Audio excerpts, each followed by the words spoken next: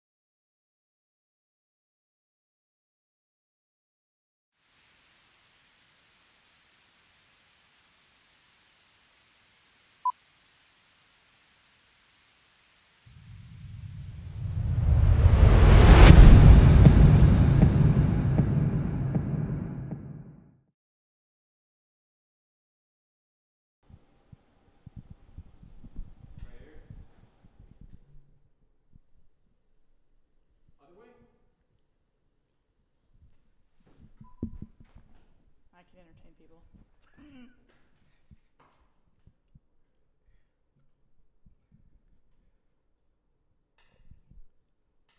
Hello, everyone. Thank you so much for being here. My name is David A. Malone, and I am your host for tonight, and I am also the director and writer of Barreled. Hey, there I am.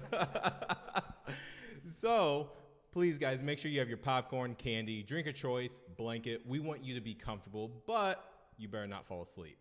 Remember, you can ask us questions live at any moment right here on YouTube by using the chat function or use the hashtag Barreled Short Film on Facebook, Instagram, or Twitter. Now, remember, this is live, so anything that could go wrong, could go wrong. Anything that may happen, as you can already see with me trying to read to you all. But I am joined this evening with the cast of the film by Zoom, Jeremy Pinson and Colin Campbell, and right here in our studio, Angie Schaefer and David Bober. That's David Bober. Hi. So here's the biggest thing, guys. I am so excited that you all are here joining us. This is the very first time the cast is seeing Barreled outside of any scenes that we have posted online. So, Angie, how do you feel? I'm very excited, David. Pleasure to be here. Mr. Bober, how do you feel? I'm very excited. I've seen parts of my scene, but I'm ready to see the actual rest of the movie. The actual rest of it? What, you didn't like your 1 minute of fame? I did, but I'm excited to see where it goes from there. I assume it's not just that. It'd be kind of short. Well, what if it is just that? Well, then I am the star at that point.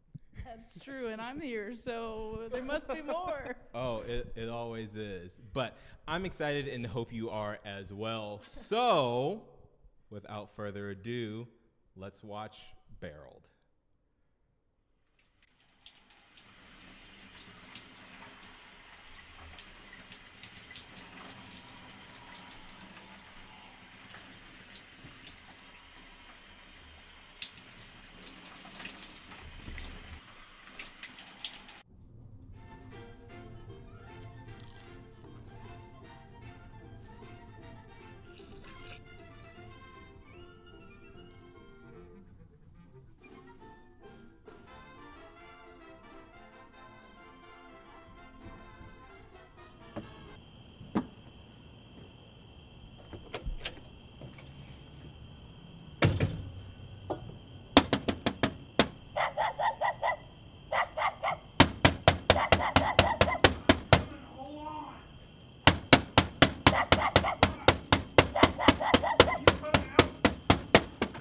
What do you want? Hello, sir. Would you be interested in buying coupons for the local Get boys lost, baseball Twinkle club? Toes. Oh, fucking lock.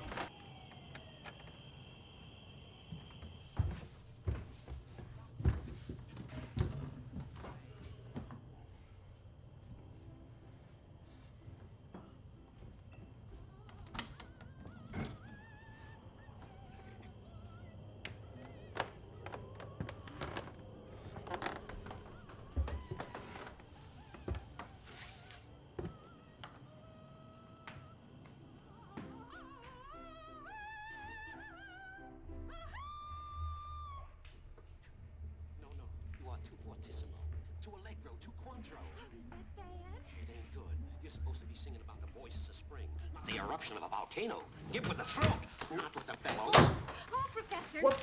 You want it more like a bird. That's it. That's it. Give me the bird.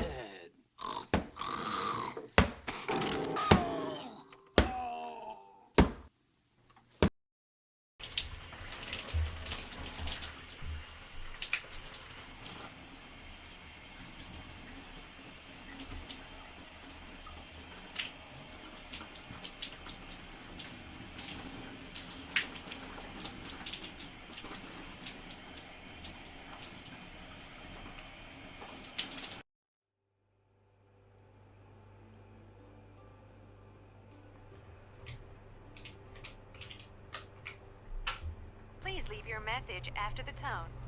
I should not have to leave you a message. I told you to be discreet about all of this.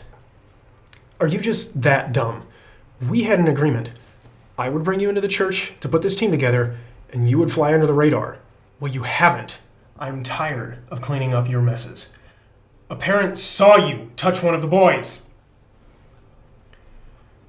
This is not what I signed up for. I have too much on the line to go down for your mistakes. Tighten it up. Damn it! Excuse me, Pastor. Pam! What can I do for you? Excuse me, Pastor.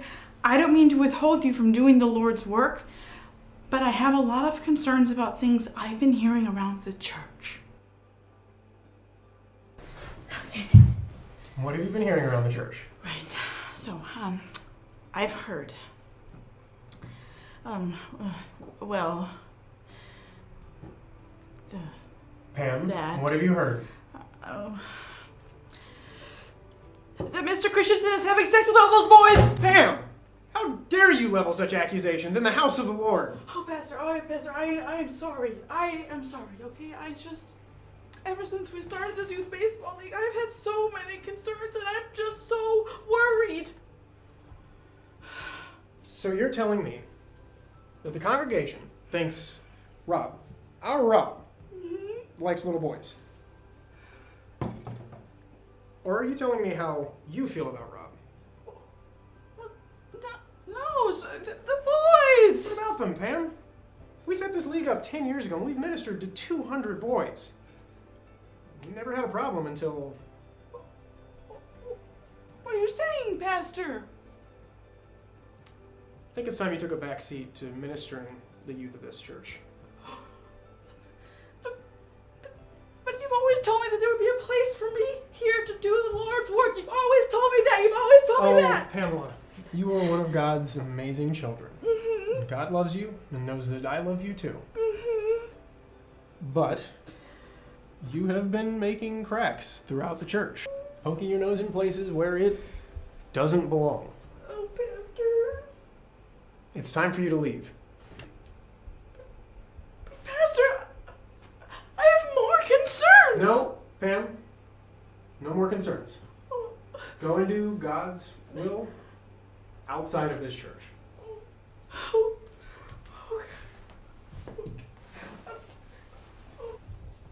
goodness. Oh, but Pastor, please. Go help the homeless. There's too many of them on the street. They're everywhere. Homeless. Go help the homeless. The homeless. I can help the homeless.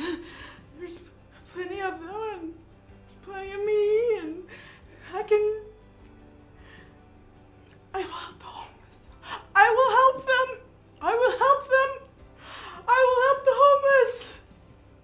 That's what I'm gonna do.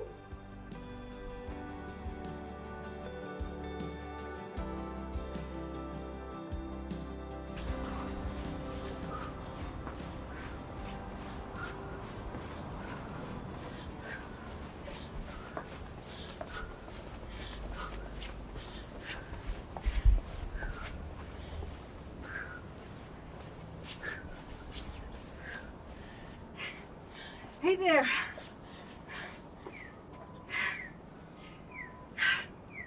Can you understand me? No. No, I have no idea what the hell you're saying, lady. Yes, I can understand you. What do you want? I'm here to help you. Got cash? Well, I'm not here to help you in that way. Fuck me. Wait.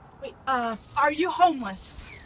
Between places right now. So what you're saying is, you don't know where you're going, or what path God has in store for you. What? Look, I'm just out here trying to make a little bit of money. Pam Jacobs, Where are you from, Pam? St. Augustus Church. Pastor Rogers' church. Oh, have you been? Oh, isn't he such a wonderful, God-loving man? Keep walking, sister. Wait, are you hungry? Depends. Can you take me someplace nice? Only to the finest restaurant in town.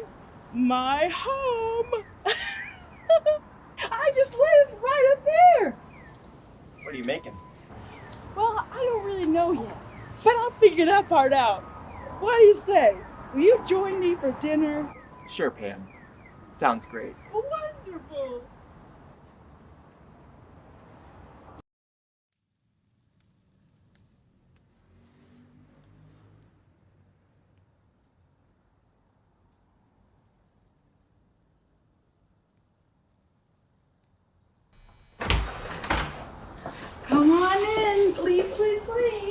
make yourself at home.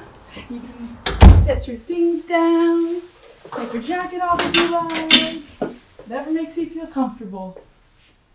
And you can set that down too. You won't be needing it in here. Uh-huh. So tell me, what's your family? Are they around or? Never really had one. Oh, okay. What about you? Me? Family no longer around? Well, it's kind of a complicated relationship. And, but you know, as the good Lord does say, blessed are the innocent. Blessed are the innocent. That's right. Well, come on in, have a seat, sit down, feel free to make yourself at home. Thanks. You're welcome. This will just take a few. Smells delicious. Oh, thank you. Yes, it's one of my favorites. Were you outside very long today? Oh, yeah. Long time. Oh, goodness, you must be starved. Well, don't you worry. I've got a good meal right here for you. Smells great.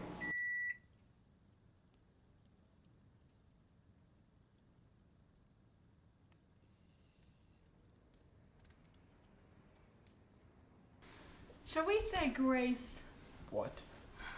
Dear Heavenly Father, we want to offer our thanks for this food, but as well as the many blessings that you bestow upon us.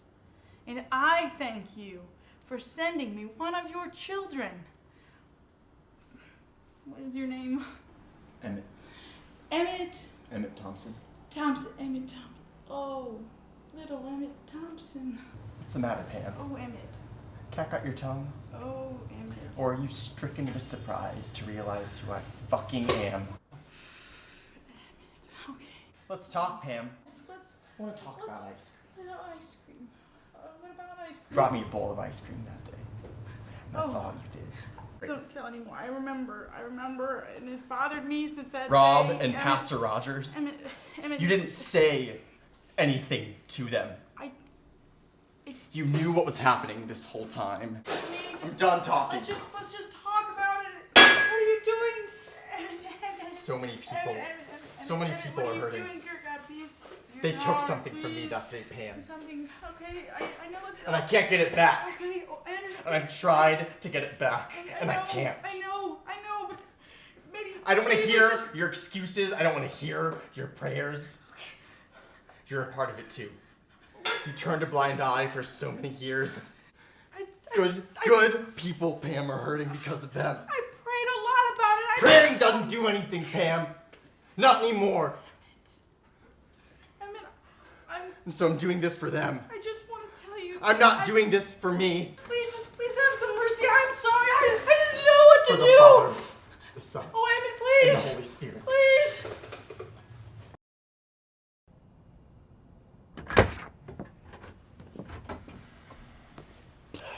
A lovely evening. Glad to be rid of her.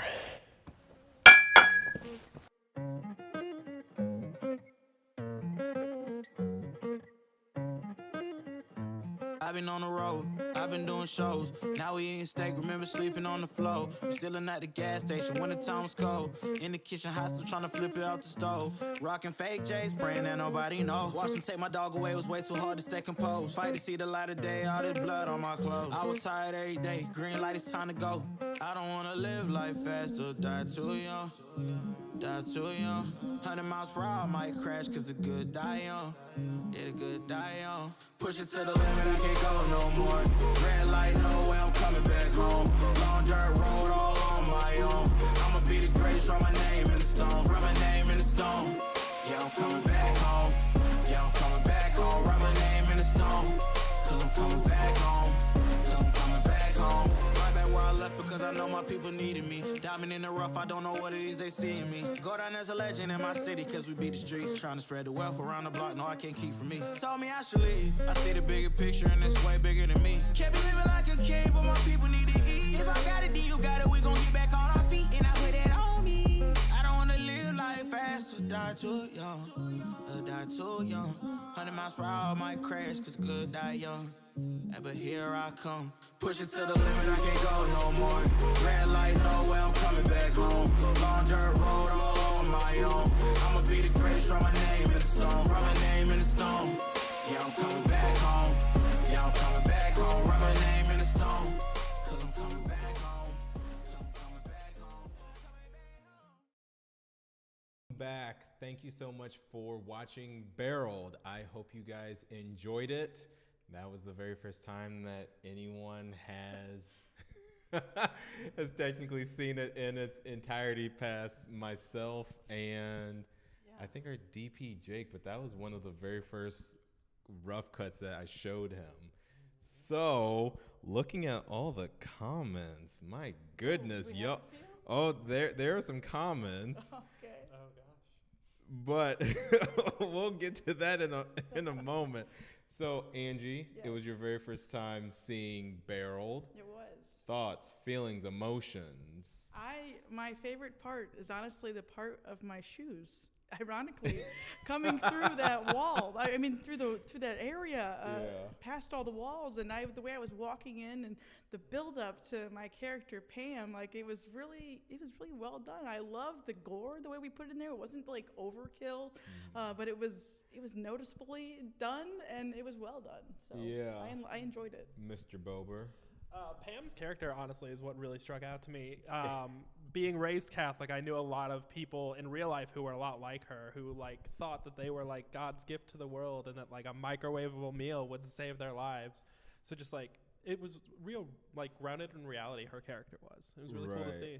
So I'm curious for Colin and Jeremy, because obviously we have to see them. What are your thoughts, feelings, and emotions?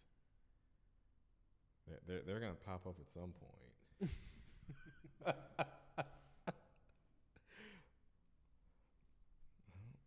Let's see.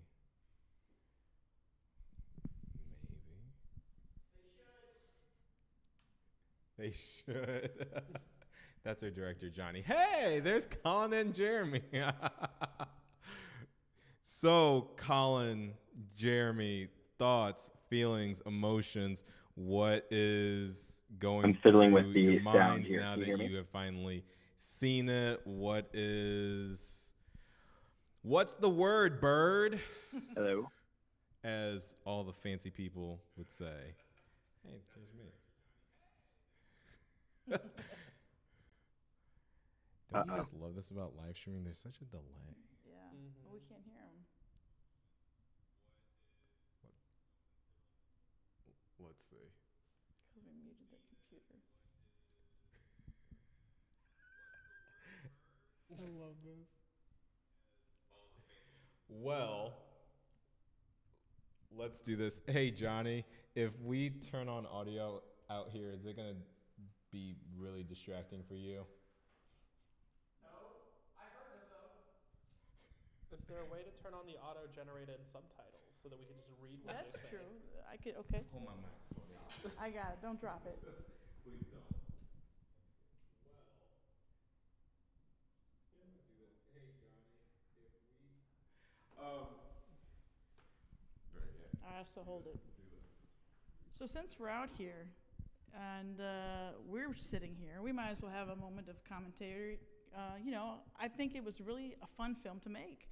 It was really creative, but it really had meaning to it. It wasn't just a short spurt or just a simple sentence. Like what it stood for, I think, is for so much more. How did you feel about that? I think it was really cool to see all of us die in the end. That was one of the parts that I know me and my family were all looking, and all my friends were looking forward to. They're like, Absolutely. "Oh my God, we get to watch you die," and I'm like, "Yes." and honestly, the look in his eye when he's like, "Oh, at that very last kill, that was a look. That was a good look." It was the thrill of the final kill. It was exactly that, the thrill of the final kill. Well said, my friend. I love that. That's awesome. Yeah. Yeah, so actually, we should actually all kind of say how long we've been with David. I think we've all been working with David for so long now. I mean, me and Colin, we go so far back, dude, it's not even right. Like, it's been, how many, like 12 years, 10 years? So long, right? Whenever Hercules was, that's when I started working with him. Yes. That's where we began too. Yeah.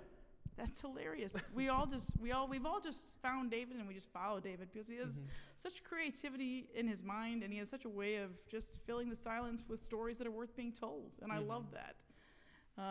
It was fun on my end. Was it fun for you? I know that your scene was a little bit shorter than some. I mean, there was only a 14-minute film to begin with, but nonetheless, it was a really good part of yours too. It definitely was. I definitely tried my best to get into character that night. So he had like a whole snack table and everything. And I'm wearing my white, disgusting shirt. So I'm just eating like really gross, rubbing it all over my shirt. You were gross. I was getting into it. You were just so gross. And I would I'm never imagine that was was you.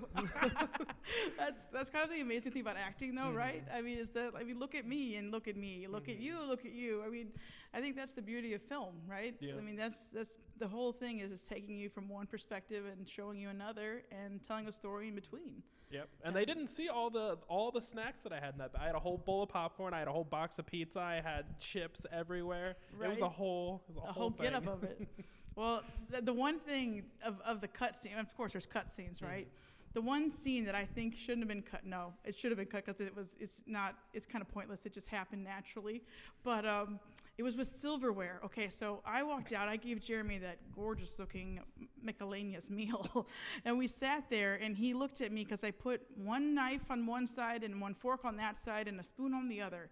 And I didn't put it together. And he looked at me like I was just dumb as scum, and he threw a fit about it, and he was like, "What are you doing with silverware, Pam?" And I was like, "Oh man, let's fix this." I could tell you're on edge.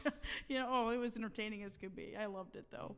Did you have any moments like that were cut down out of the theme besides, of course, all the snacks and that? So I was a little surprised because I know we filmed the actual striking of the bat, and we didn't actually see any striking at this moment. Like, we saw him hitting the bat. We didn't see me get hit in the head, you get hit in the head. That's very true. The cutoff at the end. That's very true. And you know what? I'm glad you said that because there was a lot of it where I was covered in blood. I mean, it leaked down my head and like into my ear, and then my face got smashed in that miscellaneous meal that we barbecued. No, we didn't barbecue it. What we do? Microwave it. We microwaved it. What was it? 11 times? I don't know David? about 11 times, but it was relentlessly. It was, but I want to cut back to Colin and Jeremy for a moment. Yes, let's do that. Colin, Jeremy, now that we can actually hear you, let's do it. Can you tell us what your thoughts were on the project? I know everyone else heard it, but we did not. That's so let us know what your thoughts, feelings, emotions, whole 9 yards were when it came to Barreled. Right.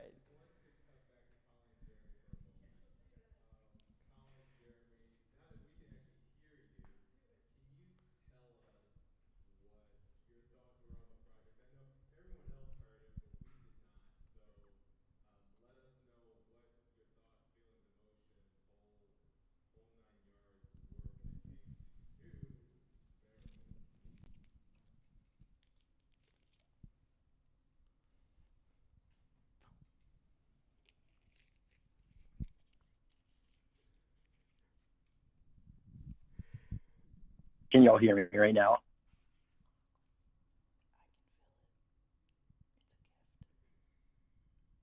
I can, for whatever that's worth. Yeah.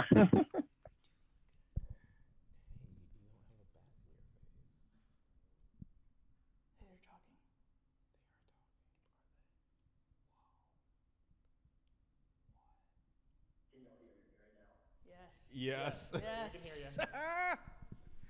You can still hear me, Colin? Cool. Yeah, that's the lag.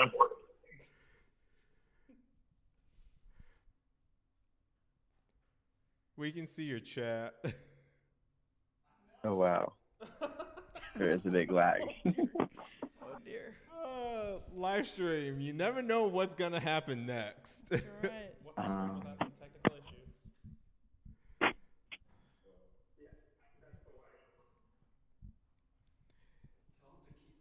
Keep talking, per our director, Johnny.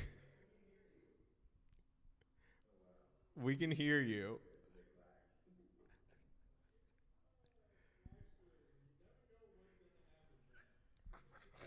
It's so delayed.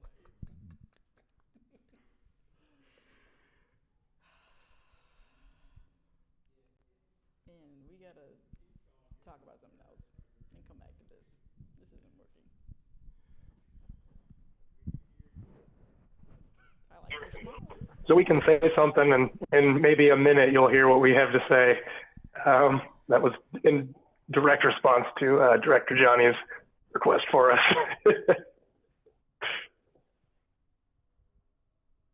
Fire away, Jeremy. So, Jeremy, Colin, thoughts, feelings, emotions. So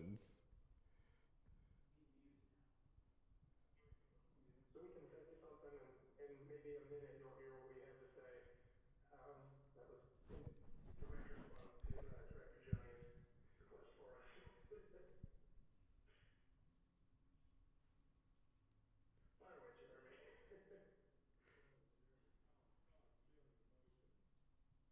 say. That was in direct response to Director Johnny's request for us. Fire away, Jeremy. Hey, Johnny, I think Jeremy's muted.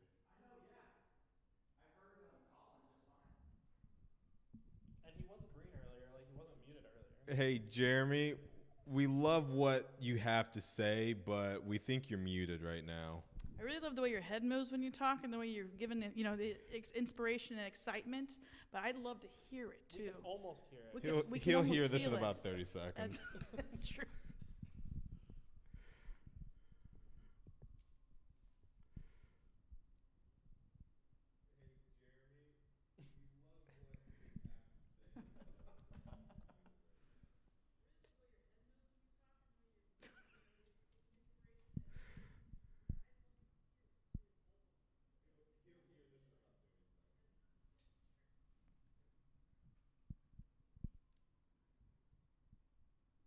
I think you just heard it, but he's not green.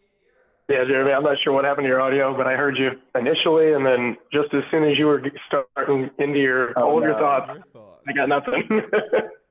Can you hear me now? I got you now, yeah. Funky. Well, I guess I could say it again. Go for it. I'm going to wait to see if they can hear me. Yeah, Jeremy, I'm not sure what happened to your audio, but I heard you initially, and then just as soon as you were... Yes.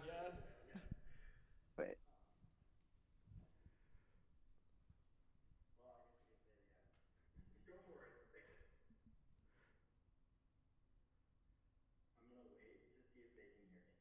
Yes, we can. We can hear you.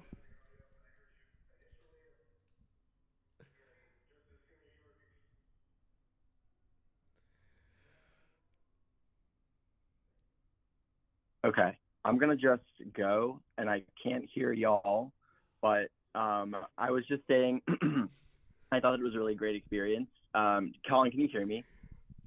Yeah? Cool. No, I thought it was a great experience. I thought the team itself, like I was saying, really gelled well. It was definitely a very run and gun. Like David had an idea and we would just go for it. And I thought that everybody really responded well to his direction.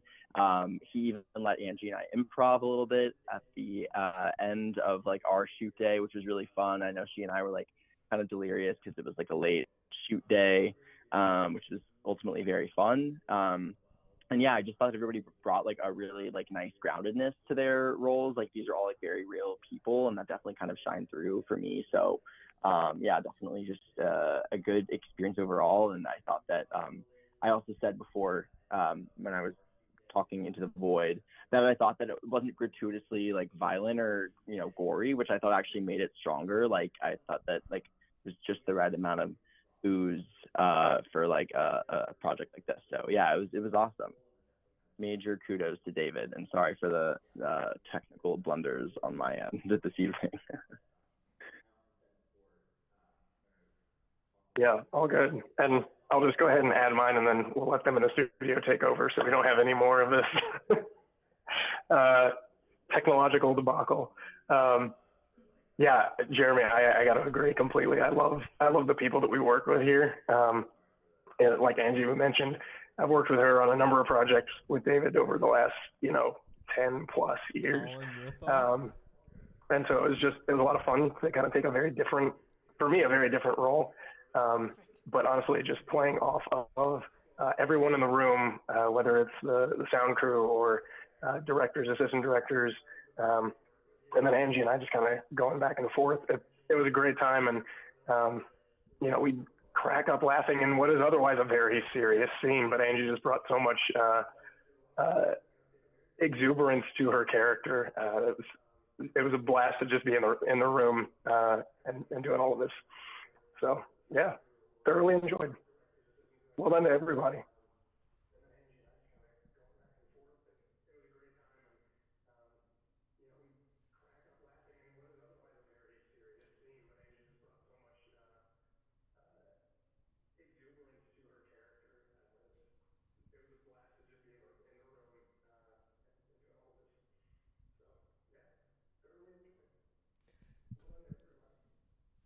So from our standpoint, because they're gonna hear this in about 30 seconds. Oh, right. Yeah, working with both Jeremy and Colin, I remember with Jeremy that when we had put out the casting, we were kind of looking for a very particular type of person. And with that, with looking for that very particular type of person, I remember Jeremy's casting, his audition came through, or his submission, better term, came through, and Jeremy, I don't remember what it was, but he wasn't available to come in person. I think he was out of town, or you didn't live in St. Louis at the time. And with that, you sent in a video submission, and I was like, that's Emmett. that is our Emmett. And Angie always kills it with whatever role whatever role you do, you always kill it. Well, thank you. And I know you were in Hercules. I was. Then we brought you in for the Dark Days. And then I think Beryl was the third one, right? This is my third time working with you now. And Colin has been, he wasn't in Hercules, he was in the Dark Days. Yeah. What else has Colin been? Colin's been in at least two other things. Yeah, a lot of them. But I remember sitting in my driveway. It was late one night. It was like 10:30, 11 p.m. when Colin and I had a phone call about this role and it being so drastically different, but at the same time potentially inappropriate with the topic that we are talking about. And I remember the hesitancy you had, Colin, towards the role of Pastor Rogers, of not wanting to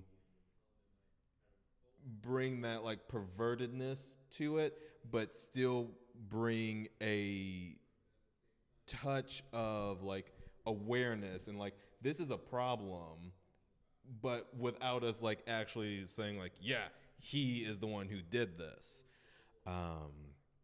Jeremy, just as you said, we had some late nights. I remember, I think our very first night of filming was with you and Jeremy. This was a good one because we were filming in an Airbnb. And we got a noise complaint. We've never, in all the Airbnbs we have filmed in, we have never gotten a noise complaint before. I love that. And it was because of all the knocking Jeremy was doing. And Jeremy, I don't know if you remember or not, but I told you knock harder and knock faster. And it was what? Midnight? 1 a.m.? I don't think we got out of there till 1 a.m. Yeah, it was late that night. Mm-hmm. And I mean, it was the loudest. Jeremy, I don't know where you learned to knock, but I mean, that was the loudest knock I've ever heard in my life. And I think the dog barking was real, maybe? Yeah, there was a dog across the street. It was back this way. There was a dog barking because he was knocking so loud that it was getting the dog's attention. Yes. I thought you guys planted one in there. I just assumed that he had a dog. No, somebody I'm wouldn't pretty bring their dog sure in. Jeremy That's perfect. knocked that dang hard. That's perfect. And I have to give kudos to Jeremy because when you go up to the door, that voice you use, when I heard it for the first time, caught me off guard. And because you are totally different. It's not Jeremy. No. Like you aren't even Emmett. You are a totally different person. Legitimately. And the voice is just like, hello. Like, I don't even know how you got it that high, but I remember in editing, going through all of the takes, it was like, this is the one. Because you are someone different. You aren't Jeremy. You aren't even Emmett. You are imitating someone else trying to get revenge. And that's what this entire film is about someone who is broken trying to rebuild themselves and thinking, yes, revenge is going to make me feel better. Right. But it doesn't. No. And yeah, it's interesting. And as Jeremy said, with improv, I let you guys do a lot with this project and kind of Much appreciated. Yeah. Thank you for all the snacks. and just let you guys take your characters into your own world. Yeah. Because I think, especially with this project, that was necessary for all of you to be able to kind of touch base with this project. Because the subject matter of this project isn't light. It's Sure. not. It's kind of heavy. Yeah, it's And- edgy and everything else. Yeah. Right. And when you're talking about like little boys and like being touched and all of that, like it's a subject matter where you're like, oh, Yeah. let's not talk about this. And I remember when we first purchased the script from a website called Script Haven. Unfortunately, they aren't in business anymore. Really? Yeah. Oh my. But you could buy scripts that writers had put up, and this was one that we had come across. And the writer, Chase Nielsen, we read it, myself and 2 other crew members, and they were like, David, we have questions. We have more questions than answers. So I added more meat to it. Like everything was there. Like everything we saw and heard of like the bones were there. Sure. But it was like, okay, we needed more meat. Right. Because we knew that Emmett is going on this journey of like trying to get revenge. But why is he getting revenge? What else is there? But I have to kind of give it to you, Angie.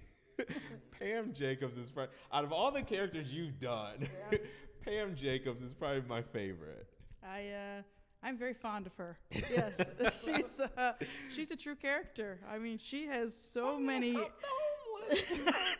the homeless! Like she's just ridiculously hilarious, and she's just also so naive that she doesn't even know that like she should be truthful about things, and then she secretly knows, but then doesn't want to be honest with anybody. And she's a very contorted and confused human, and she just hides behind this mask of makeup in the church, and she just tries to blend in, I think, more so than anything else. And by doing so, she made an example out of, like you were saying, of the way a lot of folks sometimes present themselves in a church setting or whatever, where you think you're a gift from God, and by giving a miscellaneous meal to a young gentleman, you're going to make the world a better place, right? And Jeremy said it was also freezing. It was so dang cold. Yeah, that's very true. Oh my goodness, it was so cold when we filmed those outdoor scenes. Yeah. And That does seem to be a habit for you. You like filming during these cold winter months. I agree. I try my best not to. That's the thing, because I hate being outside. But it just happens. And Jeremy, I have to go back to when we filmed the running scene. Yeah. Because we filmed that. Oh my God. These people had me running with these weights. I probably did about 5 miles that day. They were just like, cut, retake, cut, retake, cut, retake. I think we did it about 9 times. It was ridiculous, but it turned out well. And I let Jeremy kind of just go with the flow on, because in one of the takes he said, like, kick it, sister. Yeah. And he just said it so naturally, and it worked. And I think I tried to have him do it again, and it didn't have that same feel to it. Yeah, I know exactly what you're talking about because I remember when he said that because I didn't know how to make my face not respond. But here's the funny thing. Where we filmed that is now a big hole in the ground. That is interesting, isn't it? I think they've built condos there They now, so that certainly building have. doesn't exist anymore. Gotta love Clayton, right? Because that day, we were trying to decide if we were going to film it in a park, on the side of a street, under a bridge, what we were doing. We were freezing while we discussed it too. We were, where should we plant grounds and seeds and make this happen? Yeah, it was definitely interesting. And David, I want to go to you for a second because when we when we filmed that scene, we trashed that bedroom. I was probably the main progenitor of that. That bedroom was so clean. Really? Yeah. Oh, okay. Well, And it was then, an Airbnb. I'm sure It was a very had clean standards. Airbnb. Oh, it was before we got into great. It was gorgeous. And then when we got to that scene, I had saved like trash from like different people, and like I brought trash from home, and I'm like, all right, throw these boxes, McDonald's bags, like everything. I think I even told you to bring trash and like just junk with you. What you told me was any chips that you eat while you're here, don't throw them away. Throw them on the bed. I think I told the entire crew to just like throw their trash onto the floor in that bedroom.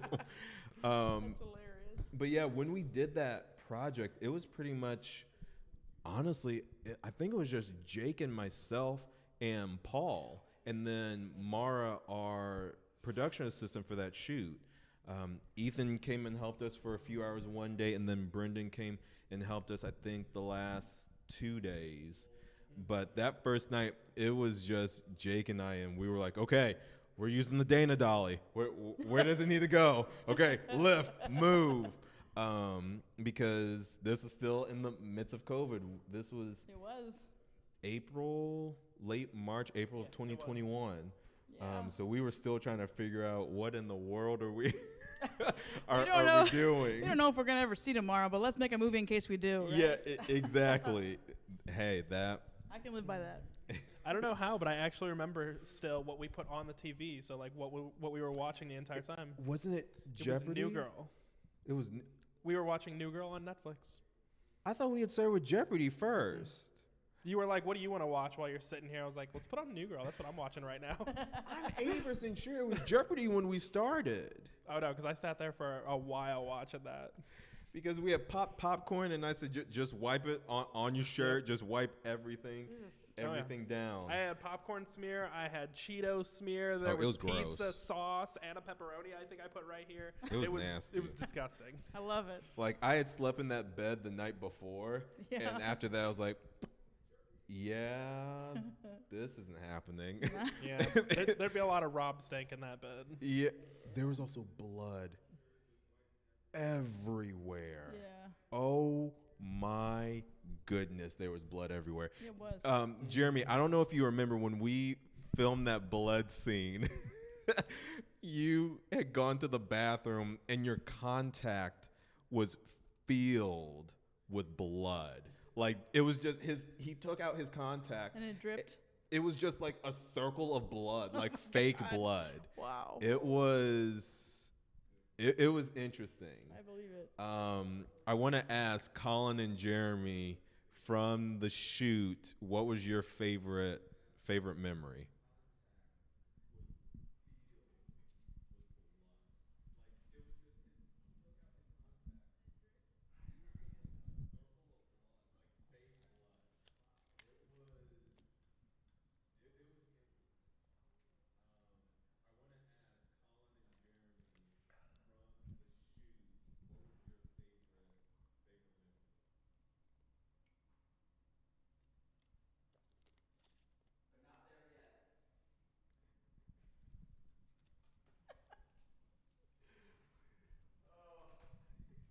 Can you hear me, Colin?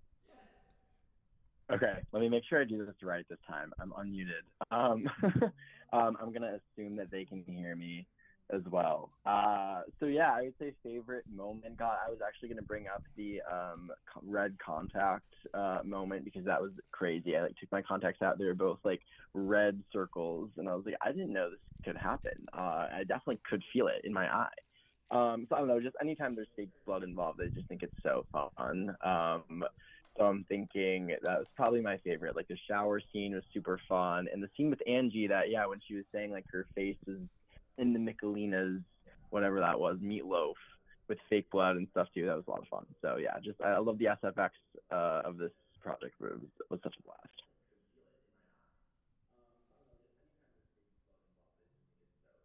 Yeah, and I'd say, I mean, I kind of hit it before. I was really just working with Angie and having to somehow strike this very self-righteous, demeaning figure, but doing it with Angie just very over the top in her zeal, I guess, as it would be. And so it was just kind of fun trying to find that right spot as much as I could. And you know, and of course with all of this, you're doing it many times, and so each take is, you know, as I mentioned, we're laughing every time in between, and yeah, it was an enjoyable process, really.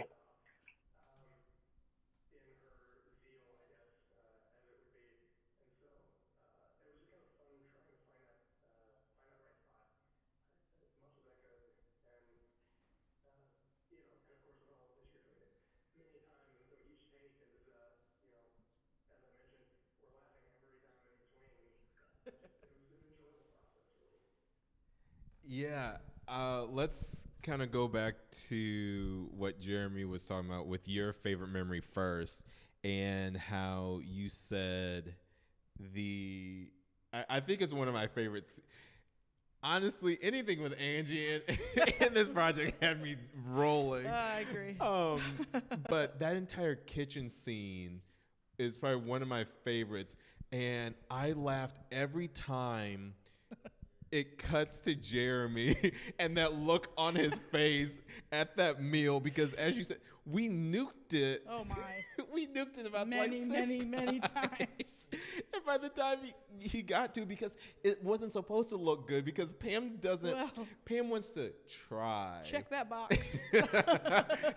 But try and fail. Yeah, she did. She did very much so. Try and fail. That one shot of like panning down, and I remember telling Jeremy, I just need you to look disgusted. Yeah. Just like the most disgusted look on your face. Literally. Give it to me. Do it. And you already brought up the one scene, or the one Silverware. take. The oops silverware scene. Because there was supposed to already be silverware on the table. And literally we're shooting, and Jeremy, he sits down and he's like, where's my silverware, Pam? I mean, in character, just straight face. And I give it to both of y'all for not breaking, because it took everything in my power not to die behind that camera. Because, I mean, Jeremy, just straight face, where's my silverware, Pam? And you say, oh, silly me, you need a fork and a spoon. I'll go get it. And I don't even know, like, you start going through drawers trying to find the silverware. Well, the Airbnb, I didn't know where it was, so it looks like Pam is aloof, which she was. So it made sense that she didn't know where she kept silverware. And then you find it, and then you hand it to him, and then you just keep on going. It was one of the funniest takes I think we had in that entire thing. It was really funny. And Colin, the scene between you and Angie, I remember just letting you guys kind of just go, and at the end when you're like, I'll help the homeless, and just letting you roll with it. Yeah. And you just like kept going. But Colin, I remember as you were walking out, that comment about the homeless. They're everywhere.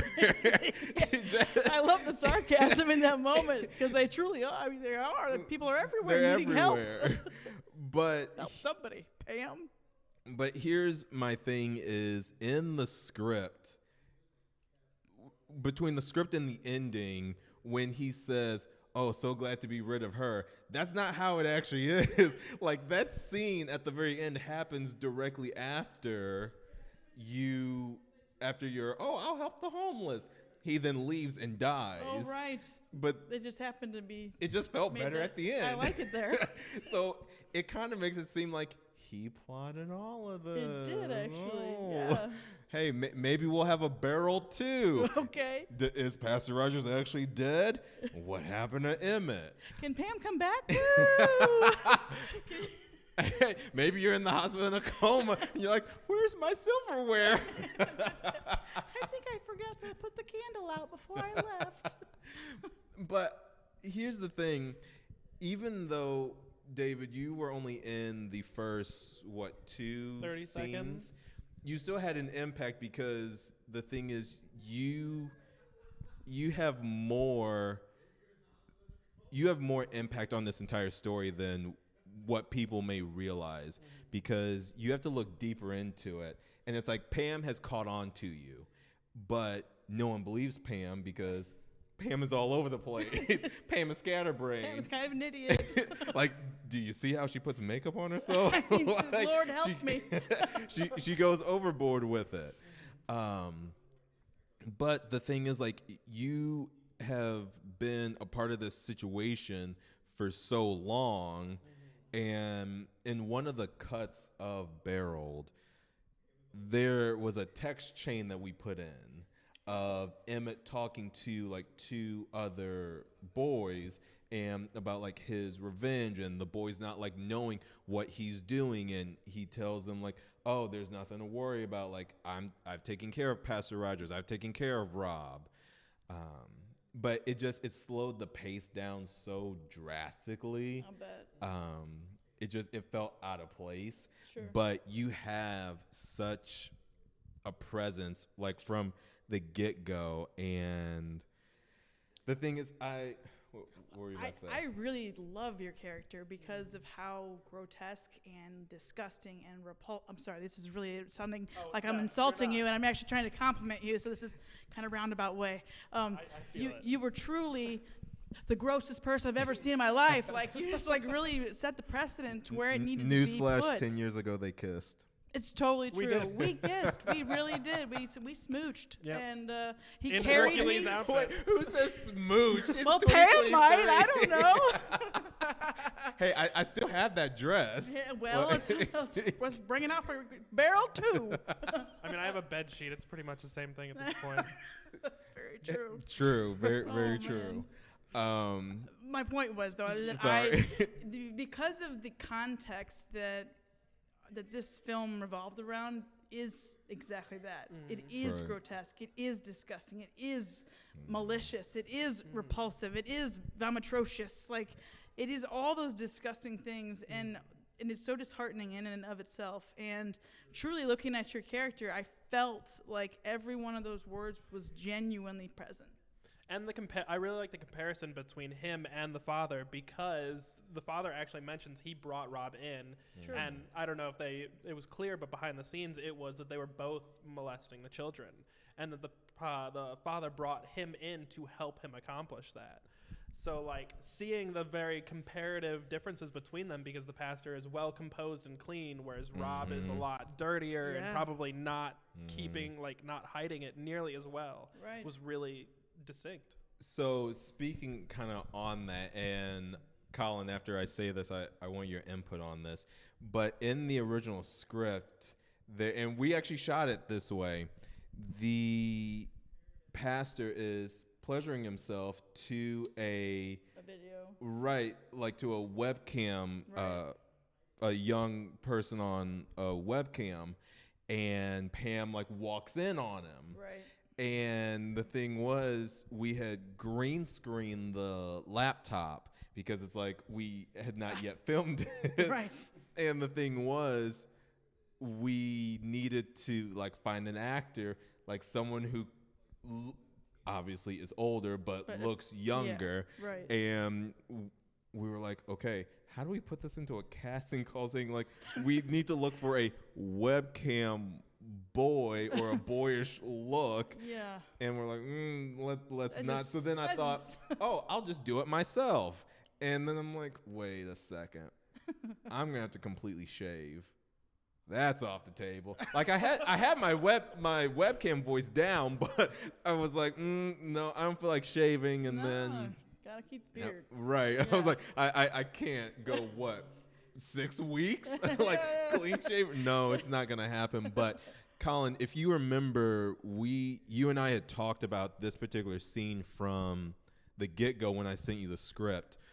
What were your thoughts like as an actor going into this particular scene, even though it was green screened and there wasn't an actor on the other side of it, and now that you see the final product of how it was, honestly, it was just cropped out, right. And we changed it. Right. What are your thoughts, feelings, emotions?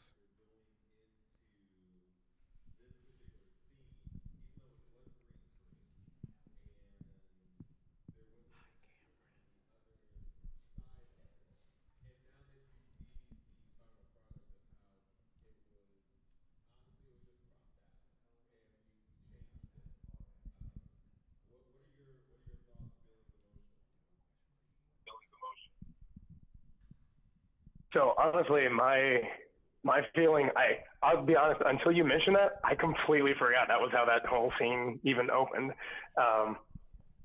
But kind of to the bigger point where you had brought up earlier, even still, my original misgivings, where it was just kind of the how exactly do you want to portray this? And I think that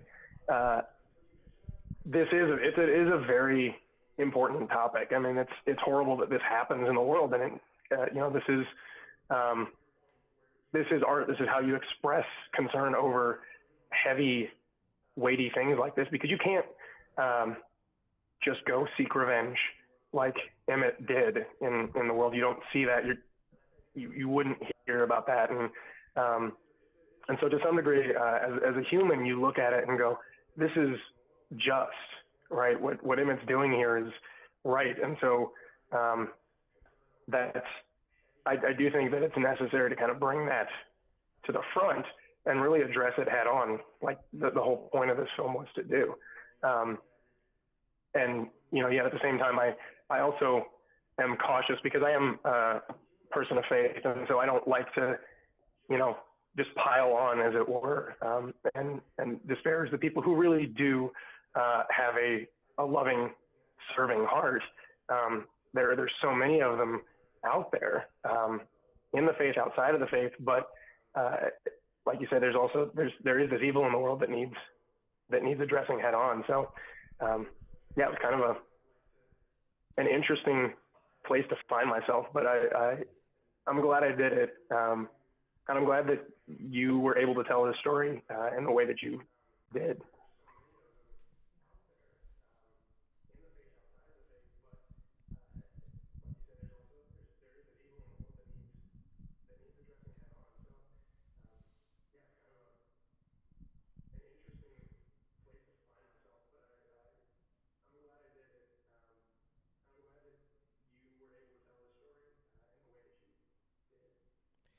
Yeah, and I remember us having that conversation and you bringing up saying that you are a person of faith and wanting to be sensitive and not like just saying, this is the problem and you, like not pointing fingers to whoever, because it could be anyone.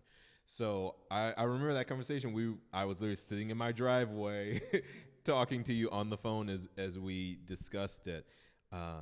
And Jeremy, I want to ask in just a couple minutes, so you can ponder on this, but your approach to this character, because you have to get into a mental headspace of like, okay, this character has a lot of deep rooted issues. How do I put into that?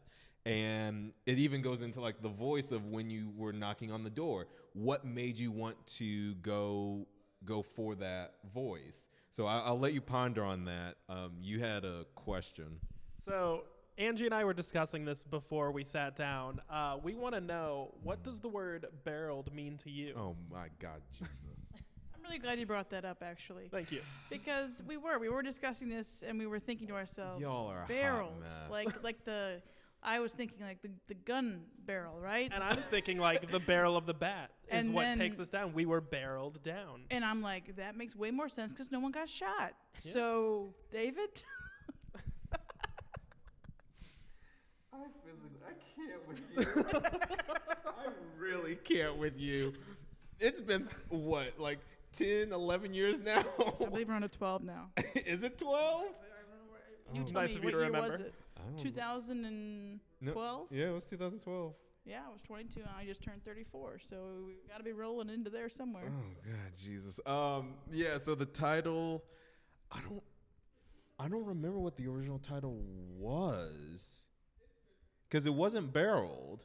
I came up with barreled because like his main prop is a bat.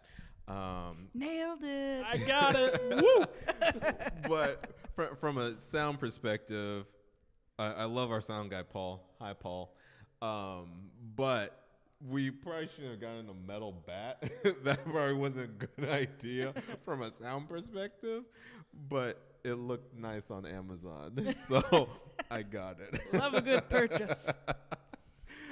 So jumping back to you, Jeremy, answering the question, thoughts, how did you approach the role and like the voice? What made you go in that direction?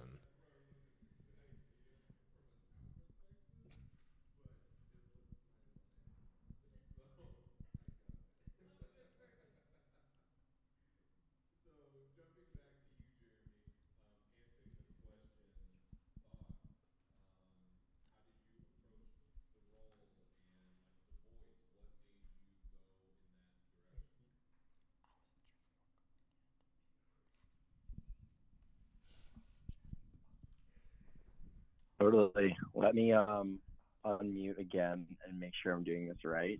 I'm getting the okay from Colin. That's huge.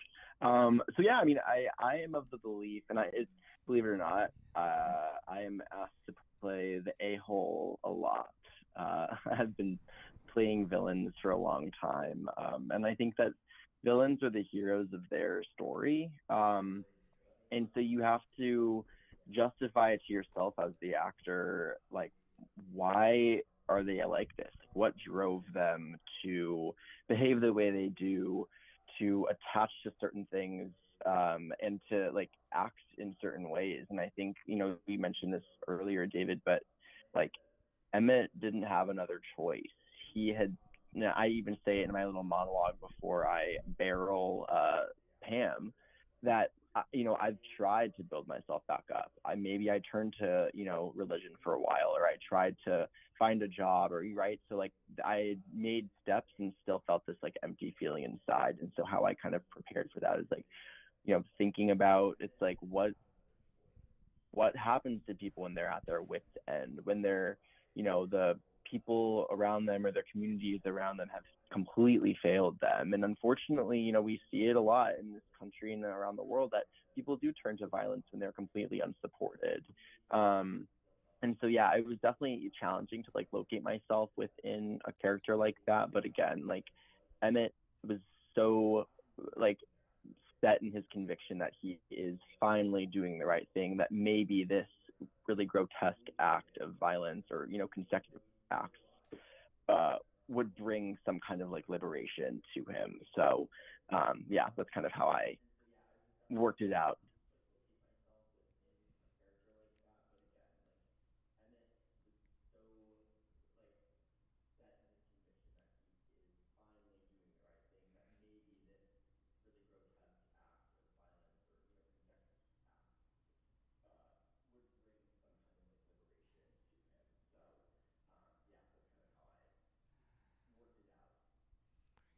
Yeah, I think that's kind of for all of your characters. You all had to, especially with this project, had to kind of delve a little bit deeper. But to those of you who are watching, if you guys have any questions, please send them our way. We are waiting.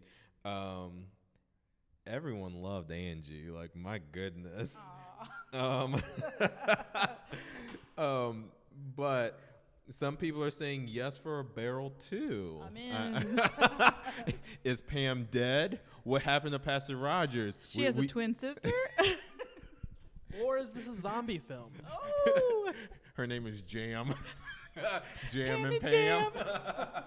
Little Jammy. Well, we definitely know Rob is dead. Like, he ain't coming That is back a after doornail. that. He definitely hit me like 5, 6, 7, 8 times. Yeah, Rob isn't coming back. There's no more Rob. But Pastor Rogers might. He just might. Hey, Emmett might. You never Emmett know. So, hey, we could do a barrel too. I'm in. So, because Pastor Rogers, maybe Emmett was just trying to get his attention. That's totally possible. Who knows? Maybe Emmett and Pastor Rogers are in cahoots. Maybe they are.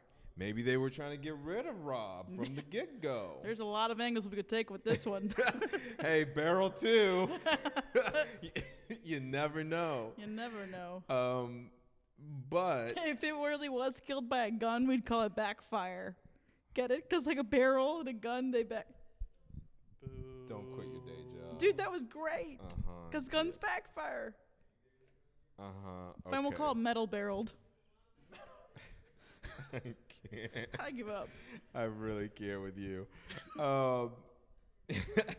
Some people are down for the zombie idea. There we go.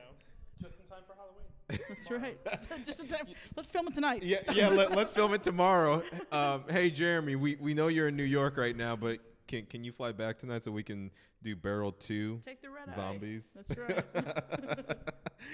But so I want to know, Miss Angie, with Pam, how did you get into character? Because ironically, we actually filmed that scene, like that entire scene, in an actual church, but it was in a church office. That's true. We aren't going to name drop the name of the church. Nope. But what was that like, being in that area and with this kind of character? How did you bring Pam to life? Because Pam she's a character. She's alive for sure. She's not a zombie. She's a lot of life. So I don't know. I really thought about it for a while, and I was trying to decide how much of an idiot I would be, and how much of a aloof-minded, or how much of a unaware, or immature, or all these words. And I was just trying. Sometimes that's usually how I start, in all honesty, with my characters, and I just start identifying which verbs mostly, or sometimes other words, the adjectives, I guess, equate to who I want it to be. Right. And after reading the script about 4 times, I finally decided that she feels like a collaboration act. Like, she feels like she has the spunk of Miss Carter. And like, she has the the enthusiasm of, I can't think of another character right now other than Miss Carter, but Aphrodite. Yeah, sure, of Aphrodite.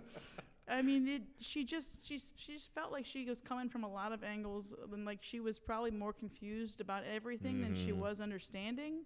I think that she, like a child, knows that something wrong is happening, but isn't really sure how to do something about it. And I think we talked about that, because you asked me, you said, like, how much does she know and how much does she not know? Right. And also at the same time, how much is she letting on is the real question. Right. And I remember I told you it was a whole, just like, she doesn't know. Right. And she is Pam is in her own world. She doesn't really see her doing any wrong. Right. She is always right in a way. I also felt that she was one of those people that feels that they can right a wrong. Like, that is definitely Pam. If I do like the meal, the miscellaneous meal in quotes. Like if I do the miscellaneous meal in quotes, like I wrote it wrong, so it's fine. Like it'll be fine that the pastors or the man from the church or whoever, man from anywhere in the world or whoever is being bad. I wrote that wrong, so it'll be fine. So I can sleep at night. I felt like she was spending a lot of her time figuring out how to sleep at night, and then in the one moment when she thought she would come clean to Colin, to the pastor, like he was so strong in that scene. And I just remember feeling like I was a complete fool for having opened my mouth about something that clearly isn't happening, even though I knew it was happening. But, because that line that she has where she says, "But Pastor, I have more concerns," right? And he's like, no, you don't. Like, just go help the homeless. So, like, just get out of my face. Like, just dismissing her. And that dismissiveness is like being dismissed is a huge issue in the world, and especially in terms of this kind of thing. And I feel that she was very dismissed, but that's part of the reason I brought her together in a couple puzzle pieces. Yeah, and I think especially in that scene, you see a lot between the pastor and you and with Rob, because you guys have been on this baseball league together, right? But at the end of the day, it's the two of them and the rest of the church against you. Yeah. Because you have these concerns per se, but no one believes you.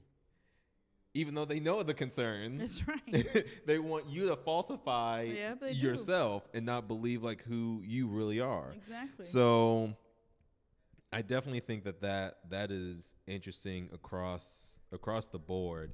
And all four of you, I give you all kudos. You all knocked it out of the park when we filmed this, and it's been a long time coming. It has, and I love what you guys did with this project, and this was one where it wasn't easy to edit because there were good scenes throughout, and it's like, okay, do we want to add more? Do we want to take things away? And I know I had reached out to all four of you about like shooting additional scenes, and nothing ever came of it because we felt content in what we had. Right. There was at one point I thought, okay, what if we did maybe a flashback scene of Pam and maybe her sister before anything. Pam Jam. Pam Jam. Hashtag Pam Jam.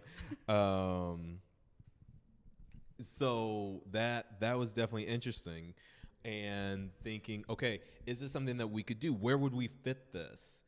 But we just couldn't find a place. I agree. So question, what was the motivation behind Pam's terrible makeup? Can I begin the story, and then you can answer the question? Sure. So we first applied my makeup in like a normal-ish fashion, and then David entered the room and looked at my face, and he goes, and I was like, what's wrong with it? And he's like, more. I want more. Now you go ahead. Yeah, honestly. And I went back a few times. I'm like, no, I need more. Like there needs to be more there, because Pam is in her own world. And because she's in her own world, she doesn't really see anything outside of herself per se. So she kind of wants to bring attention to herself, and in a way, it's almost like she's a clown when you look exactly at this. It. You're right. And I remember when you walked into that room, I had not yet seen how much more makeup had been applied. Yeah. And if you take a closer look, you will see that Pam has tattoos. Some are covered up, but some are peeking through. And I think that was that was a happy accident, because that means Pam makes mistakes. She's not perfect. She wants to try and be perfect, right? But She can't. So the motivation behind it was just her overachieving and trying to make people like her, because like that's why you joined the baseball league. This is You need friends. And I told you this, that at the end of the day, and I said this to Jake, our DP, you feel sorry for Pam. Yeah. You really do at the end of the day, because she's trying. She wants to make friends. She wants to be a part of something, and she doesn't know how to do it. Very true. And the thing is, you feel bad for her, but at the same time, you're like, okay, good. I'm glad she's dead. Right? And Beryl too. Pam Jim. But it's like, okay, I'm glad she's gone. That's one less person we have to deal with in the world. But then you feel bad for both her and Emmett. It's like they're both, in a way, they're all martyrs. All four of you. Something has happened. It's like, okay, why do you prey on these people? Why does Pastor Rogers prey on you and then also prey on them? True. Mm-hmm. Why Emmett? Why, like, just across the board? There's a lot more in, like, when you look at it, it's like, oh, well, why did he do it this way? Why did he, like, he already struck you. Why did he keep striking you? Maybe it would be a prequel. What, Beryl 2? Pam Jam. I feel like there's things that would involve the prequel that we don't really want to get into. Yeah. Okay, that's fair. But I suddenly thought about a trilogy. You know, like maybe we have a real future with Beryl. This is the next cinematic universe, the Beryl cinematic universe. The BCU. Coming soon to a theater near you. Colin, Jeremy, I know y'all are in. It was in that agreement y'all signed. It was in that, like, 0.2 times New Roman font, tiny fonts. like closer towards the bottom, mixed in with that insurance aspect. That's right. But yeah, Beryl has been a interesting concept. I remember when we came across it to begin with, it was like, oh, this is different. This is something we haven't done before. Right. We've touched on all aspects. We touched on politics and four-way. I really don't know what true subject matters were in Hercules, but that's for a different day. We touched on soccer in the dark days. Well, there was more than just soccer. Ball is life. No, that was drug abuse and peer pressure and underage drinking and suicide. There was a lot of things. Yeah, there was a lot in the dark days. Ironically, you, Angie, and Colin were all in the dark days. Cheers. We didn't know Jeremy at that time. Sorry, Jeremy. But I'm sure you would have been in it. Probably, honestly. Can I do a shout out real quick? Hey, all right, this shout out I think is understood by all of us actors here, because we really appreciate David and the way he directs us, the way he inspires us, the way he writes for us, the way he. I'm not crying. There's just something in my eye. It's okay if you do, though. I swear there's something the way David has just found a way to morph, film into life, and it's really kind of cool. And they really do touch on so many different aspects of life. And this is probably, in my opinion, and probably in the opinion of many, one of the very uncomfortable types of things to have to talk about or face or deal with or whatever, anything like that. And he really found a way for us to tell a story in a clean, understood, clear messaged way. And I think that was really important. And so just, David, I just want to do a shout out to you. Well, I appreciate it. I have to shout out the four of y'all, because without the four of y'all, we wouldn't be sitting here right now. And we wouldn't have Barreled 2. Or 3, or the BCU. That's right. But I definitely have to give it out to the four of y'all, because we put all four of you through the ringer, honestly. That's like true. With Jeremy, we covered him in blood. We soaked him in a baseball uniform in a shower. We had Colin. Oh my goodness. We shot that scene with Colin out in the freezing cold 24 times. Oh my. Like there were 24 times, because we were trying to get just the right the exact zoom and the exact focus of when he walked, when he would stop, when Jeremy would walk up, and like with the bat, I think we nailed it on take 22. That's and right. then we just did 2 more just to cover our bases. And with David, like putting you one in a gross tank top, covering you in food and just disgustingness, and Angie covering your face in makeup, making you run 20 times, and then covering your face in blood in that frozen meal right before you had to go do your emceeing Oh my gig. gosh, you're right. That was right before I was emceeing a trivia fundraiser. Oh my gosh, that's so funny. Yeah, I remember that. We put all 4 of y'all through the ringer, and also our DP Jake.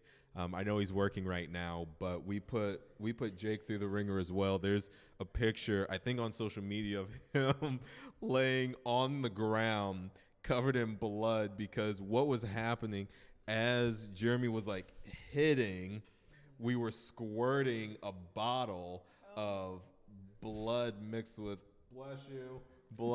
water like up, so then you would see it, and Jake was just covered in blood. Like, I mean, just from head like down to his torso. But I have to give it to Jake and to all of you for being able to let us tell the story. As you said, Angie, it is uncomfortable, some of the subject matters we do touch on, and it was like the one scene that we changed. It was one where it's like, this might be a little too much at this moment. I think it would have been. And even like finding another actor and like putting them through them, being like, okay, I need you to like high pitch your voice. I need you to do this. I need you. It just would have taken it to another level that I don't think we needed in this. It wasn't necessary. No. Right. I think there was more than enough here. Yeah. But the biggest thing that I want us to do, as we wrap up the live stream, I think one thing that we have to do is we have to say thank you, because we have to say thank you to not only the 4 of y'all, because y'all knocked it out of the park, to be completely honest. You really did.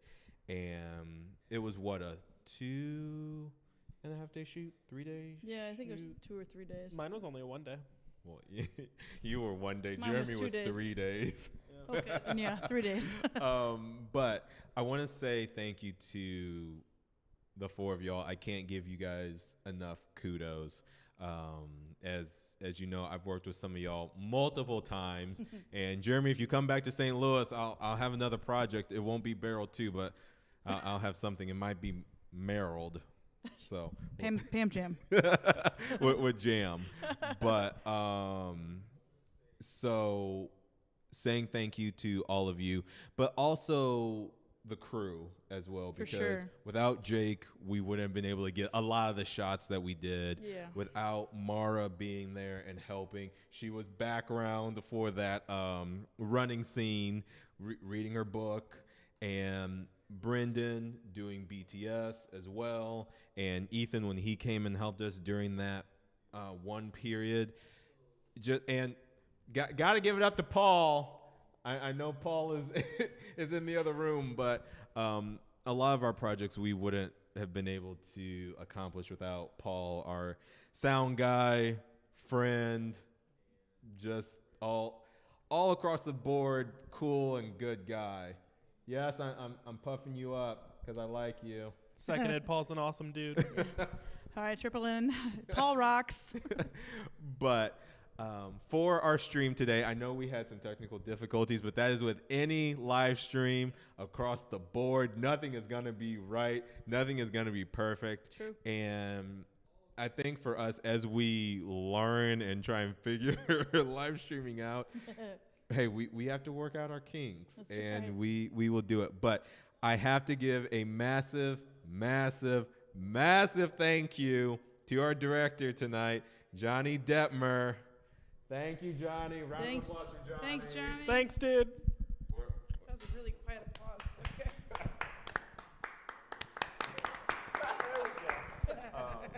But thank you to our director, Johnny. As I said, our sound engineer, Paul, because you guys wouldn't have been able to hear anything and make any of this work without him. And then also our camera operators, Tristan Shannon. Thank you, Tristan. Thank you. Then our teleprompter operator and PA, Cameron McCarthy, not McCarthy, Cameron Perry. I'm sorry, I know a Cameron McCarthy. I apologize, Cameron Perry. Sorry. Damn. Live streaming. We'd cut it if we could. Yeah, Sorry. I would bleep it, Cameron Perry. Perry, right? Or is it Perry? I thought so. Love Cameron. He's been around for a while. He's also one of our interns. Love Cameron. And then one of our newest interns. Couldn't do a lot without Miss Miranda. Thank you, Miranda, for everything. So we sent her on a journey before the live stream started, and nothing came of that journey, unfortunately. She stayed there a little while.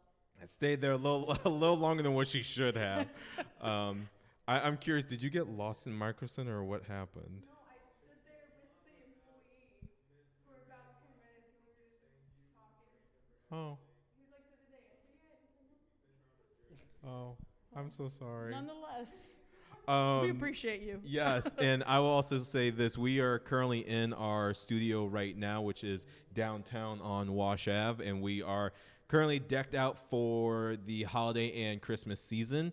And would not have been able to do, honestly, any of this without Miranda's help. So thank you, Miranda. You can check out all of the holiday decor by going to 5starpictures.studio and check it out, book it, because we want to see you. So another massive thank you is to our executive producer, Danita Malone, because without her, this stream would not have been possible. None of this.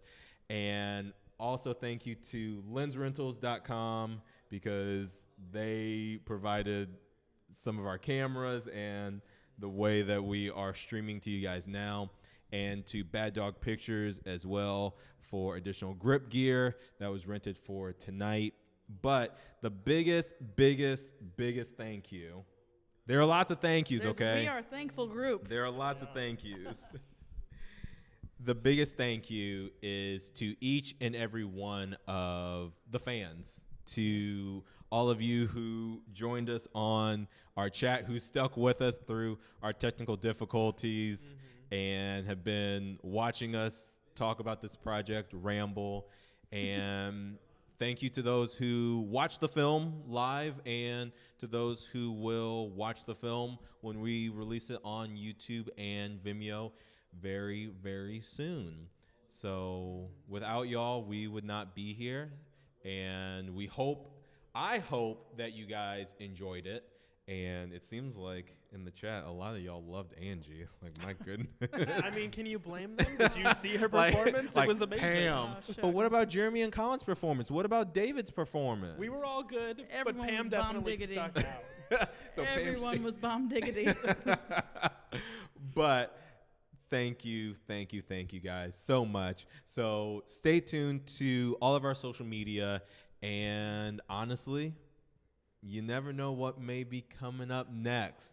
So we will see you in January for our 2023 year in review, and obviously it's going to be live. If there are technical difficulties, there are technical difficulties. It's live streaming. Things happen. That's but right. Again, I'm David A. Malone. This is David Bober. This is Angie Schaefer. Via Zoom, we had Jeremy and Colin. Thank you so much for joining us. Have a great night. Stay safe out there. Stay warm. And go eat a cinnamon roll. See you next time. Have a good night, guys.